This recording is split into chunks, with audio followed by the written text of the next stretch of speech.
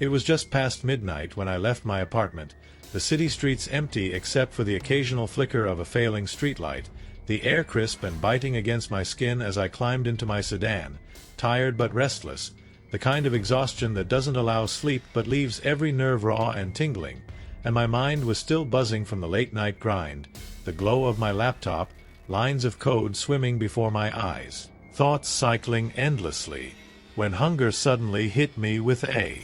punch sharp enough to make my stomach knot, and I remembered the 24-hour convenience store a few miles away, a small box of flickering fluorescent light and stale air that promised food, caffeine, and temporary solace from the creeping unease that had been settling over me during the last few hours, and even though I knew the streets would be empty, the highways void of life, I felt compelled to go, the need for sustenance outweighing any cautious instinct. So I drove, windows down slightly, letting the cold night air whip against my face, watching the fog curl along the asphalt like a living thing, and the roads were utterly deserted, the kind of emptiness that presses in, making you hyper-aware of every sound, the hum of tires, the faint groan of a distant power line, the whisper of wind against the edges of the street, and as I pulled into the store's lot, asphalt cracked and pockmarked under the faint, inconsistent glow of a flickering street lamp, my pulse began to accelerate.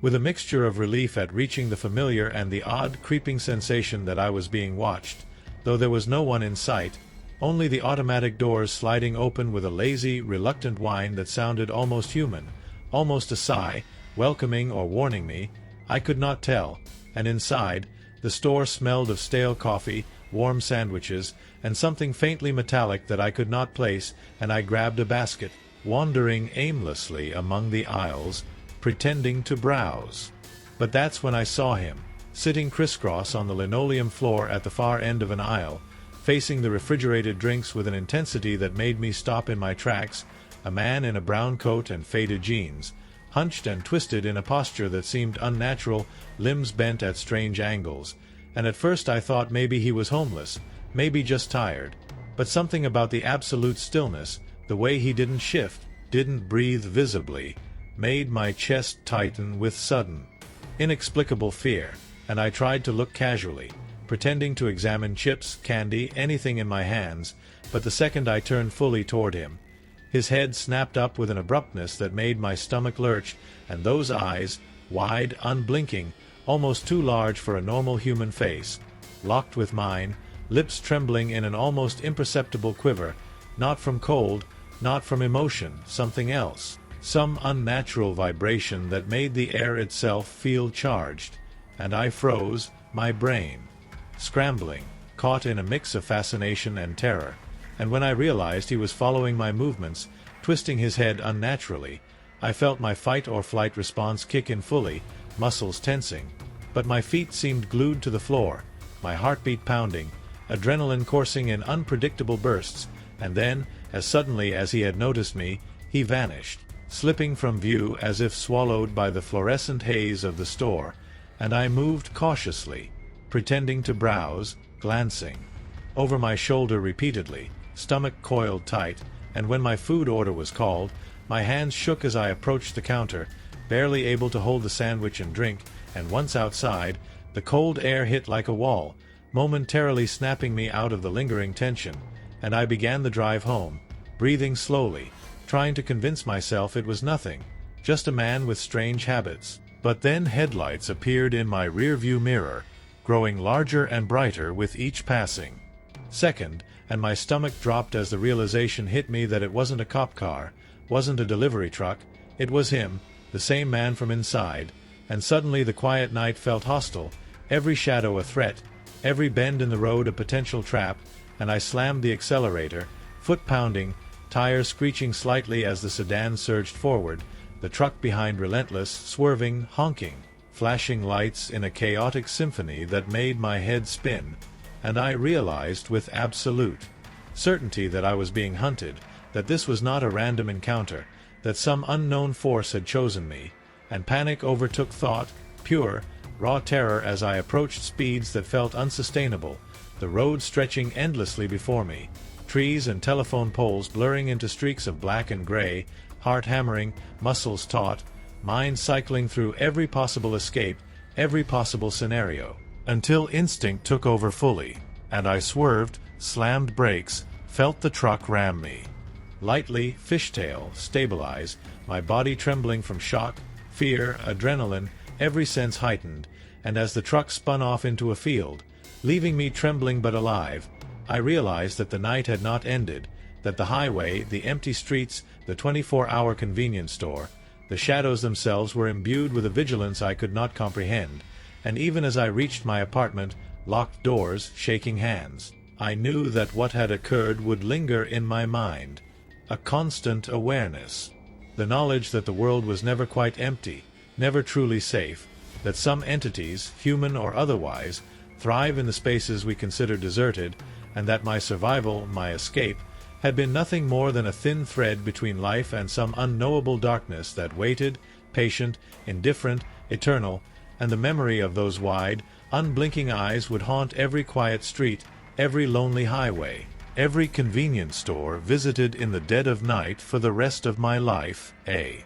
reminder that darkness is not merely the absence of light, but an active presence, stalking, waiting, calculating, and the knowledge of it made every ordinary, mundane journey fraught with tension, dread, and the impossible need to remain vigilant, heart hammering, senses sharp, and even sleep became a fleeting reprieve, the terror that had gripped me replaying itself in my mind with each blink, each breath, every creak and whisper of the night, until I realized that there is no finality, no ending, only the endless pulse of fear, the silent stalking of the unseen, and the realization that some nights, some roads, some convenience stores, are not merely places but thresholds, gateways where the ordinary world brushes against something far older, far darker, far more patient than we can understand, and that realization is a weight that never lifts, a shadow that clings, and a terror that never truly sleeps. The night didn't let me rest, even after I had parked my car and tried to convince myself that what had happened was some kind of fluke, a random convergence of strange human behavior and my own overactive imagination.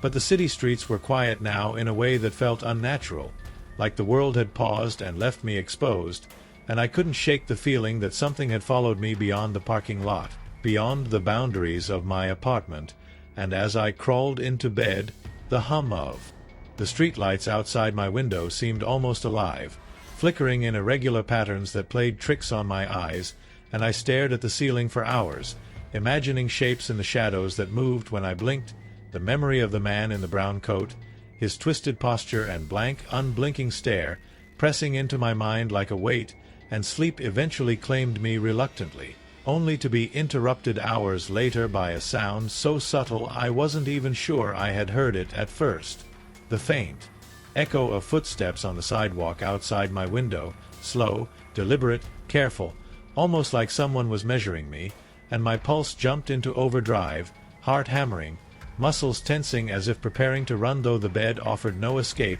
the window too high, the night too vast, and when I finally mustered the courage to peek through the blinds, there was nothing, only darkness stretching into the distance, empty streets, the occasional glimmer of a distant street lamp, and yet the feeling of being watched was suffocating, like a presence hovering just beyond perception, waiting for a moment of weakness, and I couldn't move, couldn't even breathe normally, fear and adrenaline mixing into a physical tightness in my chest, and I realized then that what I had experienced at the convenience store was not an isolated incident. It was a prelude, an introduction to a night that was far from over, because the road, the streets, the darkness itself had eyes, and they were upon me even. Here, inside my apartment, weeks later, I found myself on another night drive, a long-haul run across the Midwest for work, my route taking me through stretches of highway so desolate that the horizon seemed endless, dotted only by the occasional blinking red light of a distant tower, and the roads were silent save for the steady hum of my tires and the occasional drone of a semi-truck passing in the opposite direction. And I felt the same tension building in my chest, that familiar curl of unease that comes from knowing that in isolation, the night has power, and somewhere along Route 82, past the sparse lights of small towns, I saw a figure standing by the side of the road, silhouetted under the dim glow of a single streetlight, and my mind, conditioned now by months of heightened awareness, immediately considered the worst possibilities, but something compelled me to slow, to approach, to see if help was needed, and the figure turned as I drew near. A woman, disheveled hair,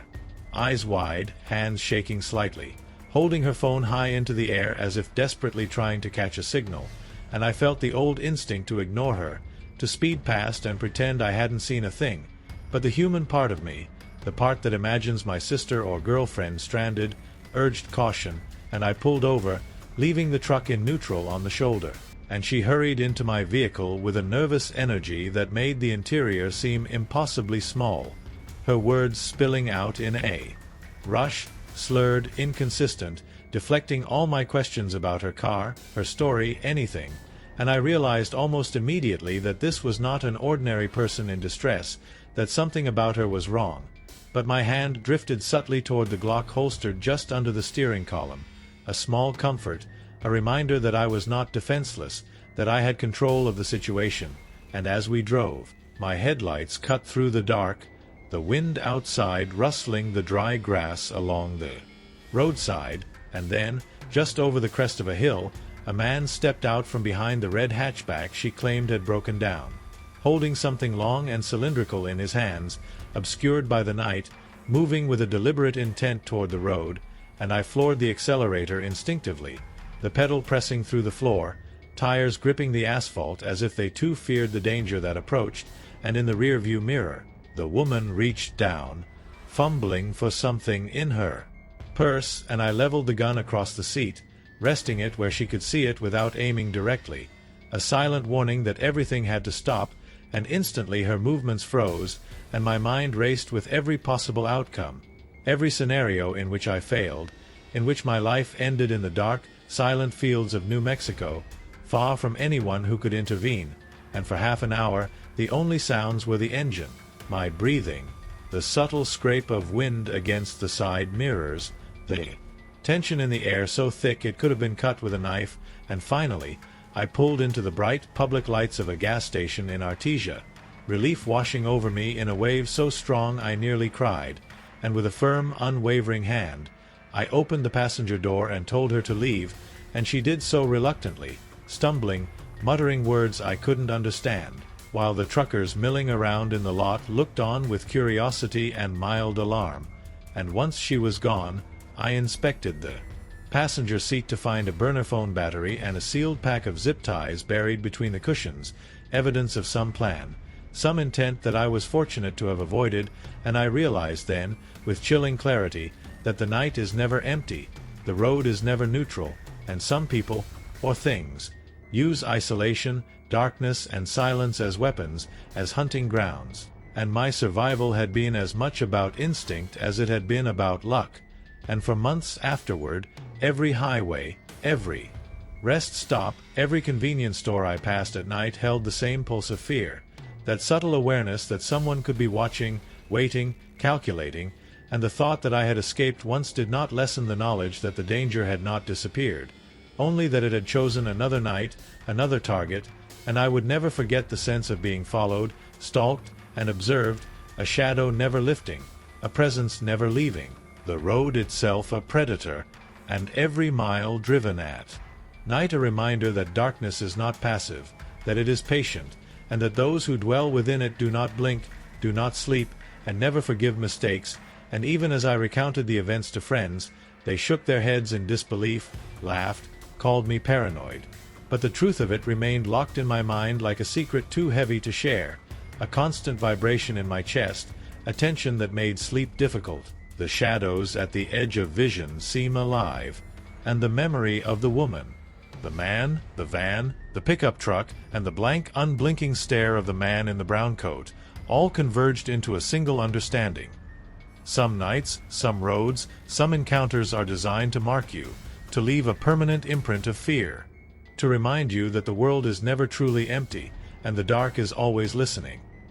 The weeks that followed the highway encounters did nothing to soothe my nerves. If anything, they heightened every sense, sharpened every instinct, and made the world feel less like a familiar place and more like a labyrinth designed to test my fear, a corridor lined with shadows that shifted when I wasn't looking. and I began noticing things that once would have seemed inconsequential. A silhouette in the corner of my eye that vanished when I turned, footsteps in the hallway outside my apartment that didn't match the patterns of anyone else living in the building, a low hum of static electricity that seemed to pulse with my heartbeat, and nights spent staring at the ceiling, listening to every creak and groan of the old wood and plaster, imagining shapes pressing against the walls from the other side, sometimes stretching into the room as if reaching for me. And it was during one of these nights, in the early hours when the wind had picked up outside and the trees scraped against my windows with skeletal fingers, that I received a text from an unknown number. A single word, cryptic, chilling, and meaningless on the surface, yet potent with terror. Seeing. My chest tightened as if a hand had gripped it. The very air in my apartment seemed to press against my skin, and I immediately checked the locks, the windows, the doors, even though I knew rationally that nothing could have entered without making some noise. Yet the fear was pure, unfiltered, a cold, creeping thing that slithered along my spine and refused to leave, and I spent the remainder of the night in a state between sleep and wakefulness, every small sound amplified, every shadow a possible threat, until dawn's weak light finally coaxed my senses back into some semblance of normalcy, though the lingering dread never truly left. Days later, I was back on the road for work, long-haul deliveries stretching me across the southwest, the highway a ribbon of asphalt slicing through nothingness, and the isolation was complete. No towns, no lights, no other vehicles, just me and the hum of the tires, the steady thrum of my engine, and the faint hiss of the heater struggling to push warmth into the cab. And as I passed through a stretch of desert that seemed to stretch forever, I saw a figure in the distance, a man standing at the edge of the road, unmoving, his coat blending into the darkness, and my stomach twisted, the familiar dread settling like a stone in my chest, because I knew, somehow instinctively, that this was not a random traveler, not a stranded motorist, not a human being with ordinary intentions. And as I slowed, the figure lifted an arm, pointing directly at me, and the hairs on my neck rose as if the night itself had reached into my body to warn me. And without thinking, I floored the gas, the tires. Gripping the asphalt with a screech, the figure vanishing into the darkness as quickly as he had appeared, leaving only the silent, empty desert behind. Yet the pulse of fear did not leave me, it followed me, crawling along the edges of my consciousness, reminding me that the night is patient, relentless, and that some dangers are unseen until it's too late. Later that week, I stopped at a small rest area in Kansas while driving cross-country with my husband. The sun already set, and the lot was almost deserted except for a few trucks parked at odd angles, their drivers inside. And as I stepped out of the car, the cold night air pressed against me, making the small hairs on my arms rise, and inside the restroom, a woman appeared, seemingly out of nowhere, her hair messy, gray streaks clinging to her damp skin, foam flip-flops slapping softly against the tile, eyes wide, unblinking, and she wore a thick, multicolored coat that made no sense in the summer heat, and she stared at me, waiting, expecting, her gaze locked, heavy, like a hand pushing against my chest, and every instinct screamed to leave, to run. But something forced me to remain, to navigate carefully, quietly, silently, and she moved with me, following, stopping, turning, making it clear that the normal rules did not apply here, that logic and reason were meaningless. And when I finally escaped the stall and returned to the main area, she had vanished again, leaving only the echo of her presence in the tiles, the faint scent of something metallic, something wrong, and I realized fully that whatever this was, it was not human in the way I understood humans, that these encounters were a game, a test, a ritual of fear designed to remind me that the world is full of spaces where the ordinary rules are suspended, and the ordinary people we pass in the night may not be ordinary at all. Even on the road, months later, during a mid-January delivery from Des Moines to Davenport along the I-80, the terror followed. The night was bitterly cold, frost forming along the edges of the windshield, and the rest area I pulled off at seemed innocuous. A small brick building, a few dim lights, a dozen parking spaces, a van at the far end, engine off, lights dark. I stepped inside, washed my face, tried to wake my body from the numbness that long hours of driving induce, and then I heard it, the door opening behind me. Turned. Empty. Footsteps? Only mine, echoing in the small hall. Finished quickly, stepped outside, and the van's lights were suddenly on, engine silent, waiting, watching, and my instincts screamed, "This is not coincidence." I climbed into the truck, started the engine, and as I did, the van followed, creeping behind me, shadows long and unnatural under my headlights, mirroring my every movement, drifting closer, drifting farther, taunting me with the patience of a predator who knows the terrain, knows me, and will not stop until exhaustion, fear, or mistake gives it an opening, and I drove for miles with my eyes glued to the rearview mirror, the darkness stretching endlessly, heart hammering, adrenaline cycling, until the next exit brought a public gas station and truck stop, lights bright enough to burn away some of the shadows, to make visible the threat I had been sensing, and only then, the van, after 30 minutes of silent pursuit, finally swung around and disappeared, leaving me trembling, aware that even now, the night had not released its hold, and that everywhere I had been, everywhere I would go at night, the unseen watchers were always there, patient, invisible, knowing, and that the memory of that night, of the van, the woman, the men, and the silent, watching figures, would linger forever in my mind, a constant reminder that the night is never empty, and that I, like so many others, had glimpsed the thin, fragile line between ordinary reality and the predator-filled darkness that exists just beyond our perception.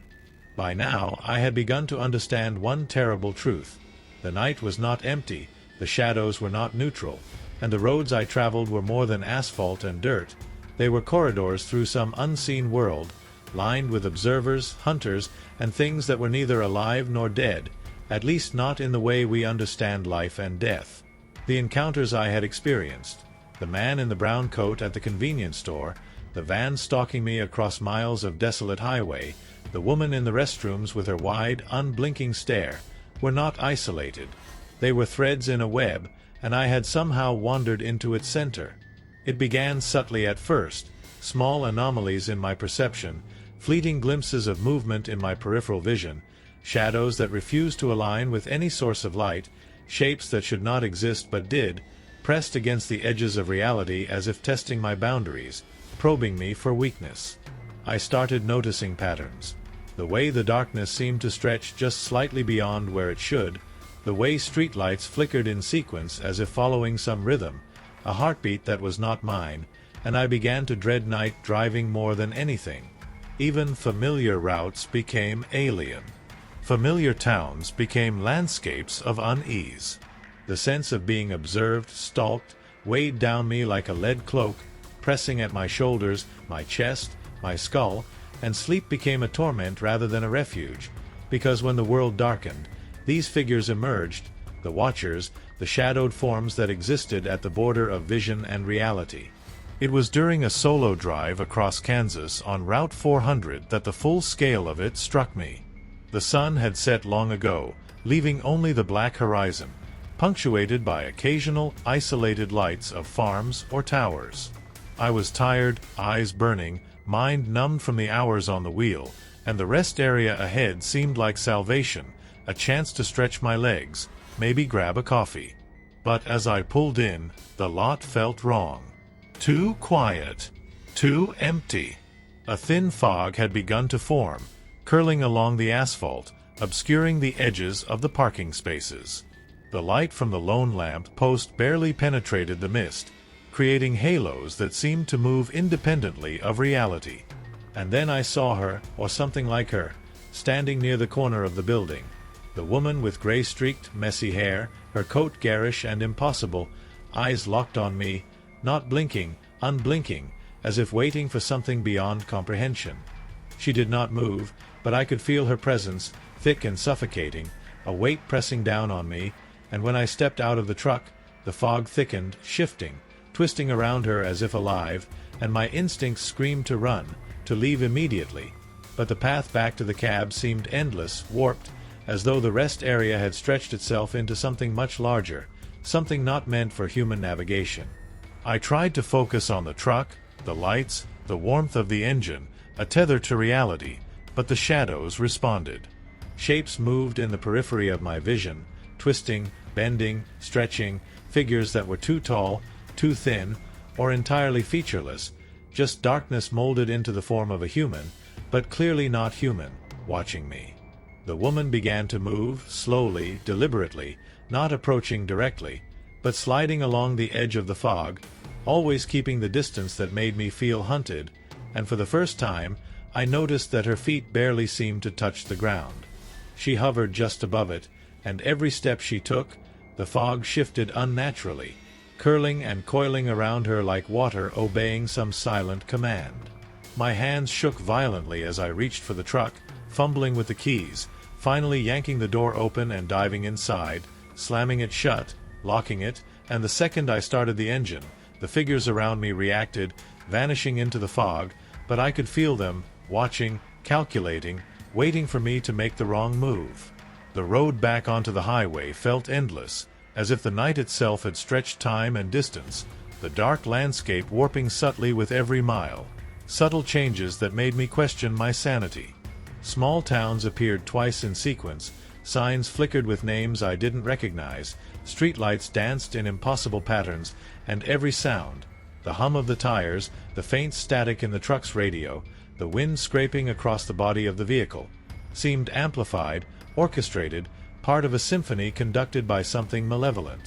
Then, from the rearview mirror, I saw it, a dark shape, moving fluidly across the empty highway, faster than any human should move, keeping pace with the truck effortlessly, its outline vaguely humanoid but distorted, fluid, wrong, its presence sending my adrenaline into overdrive. I floored the accelerator, tires screeching against the asphalt, heart hammering, chest tight, the figure behind me unfazed, gliding across the road with a speed and purpose that made it clear I could not outrun it, and I realized then with a stark clarity. This was not a person, not something bound by human limits, and no amount of speed or logic could save me from it.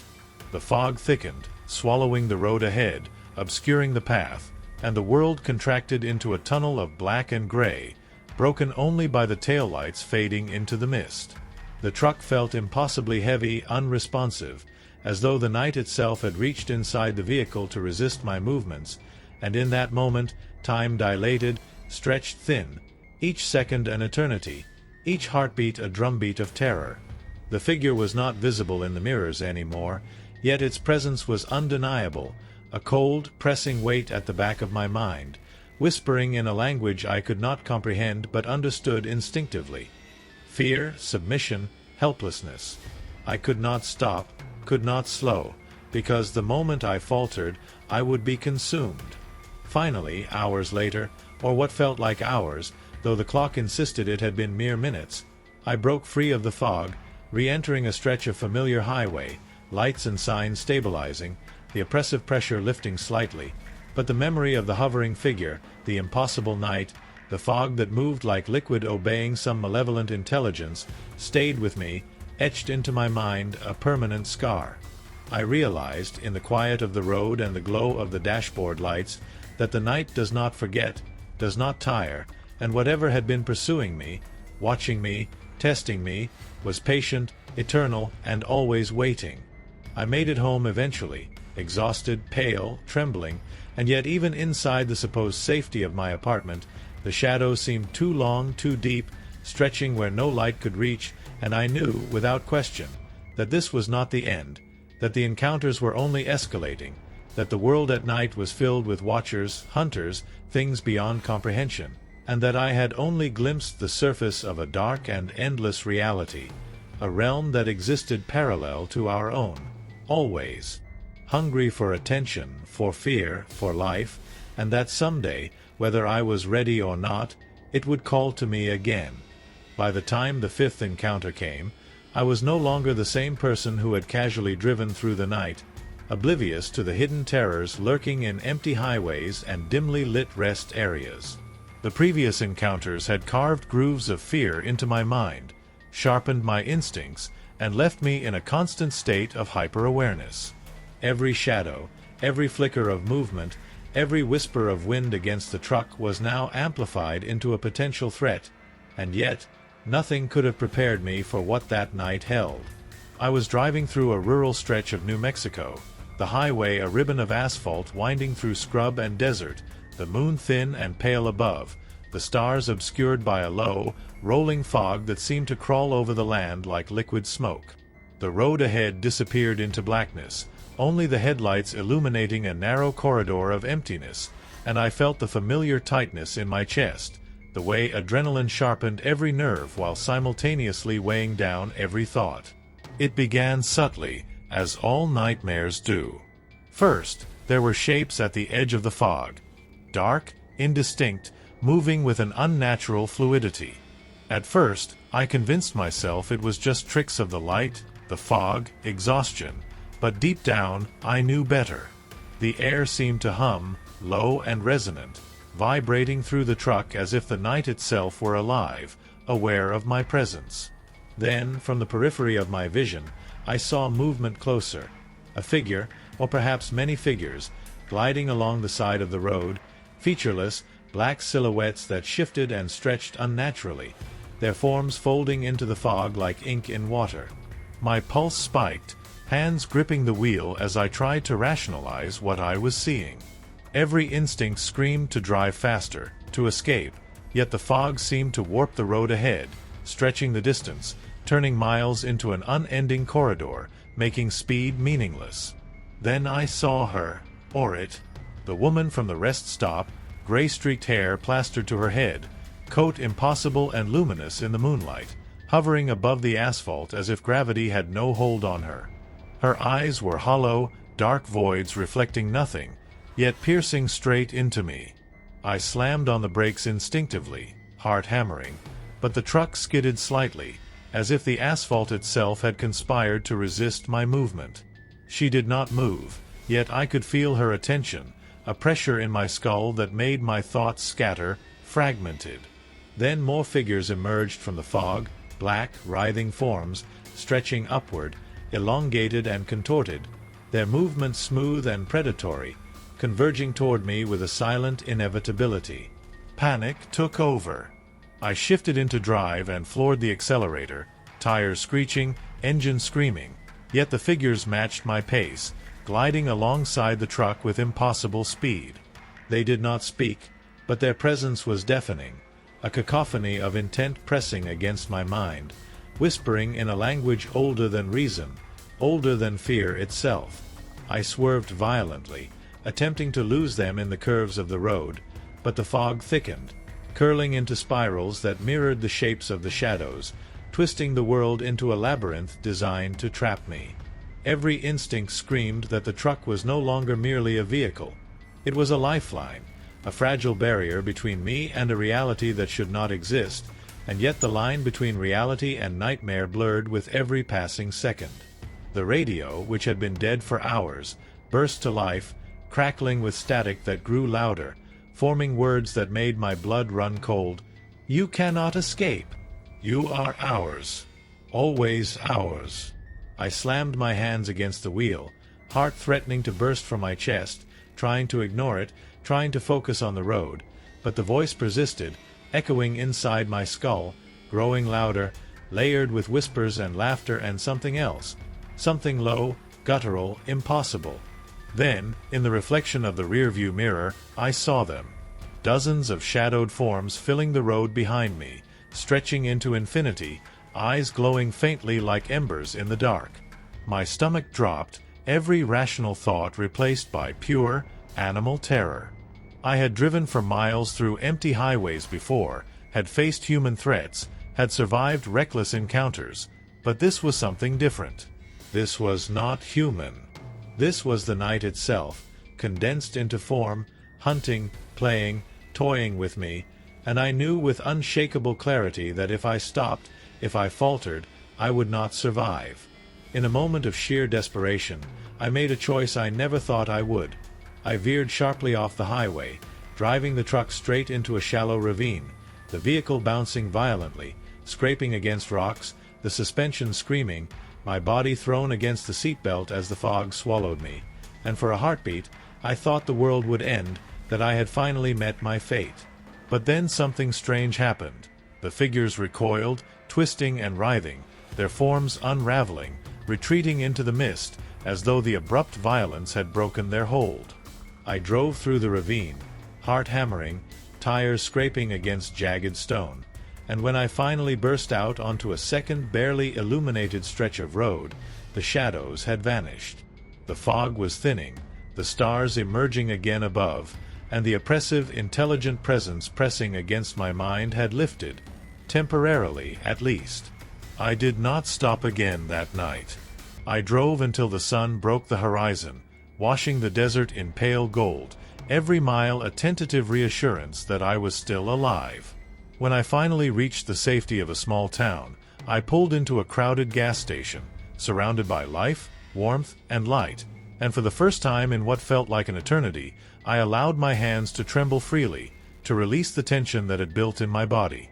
I called my husband, shaking, voice barely audible, recounting fragments of what had occurred, and even as he comforted me, I knew there were parts one could not explain, parts that defied reason, and I also knew, deep in my bones, that the night had not released me, that the watchers, the figures, the woman, the van, the shadows, whatever they were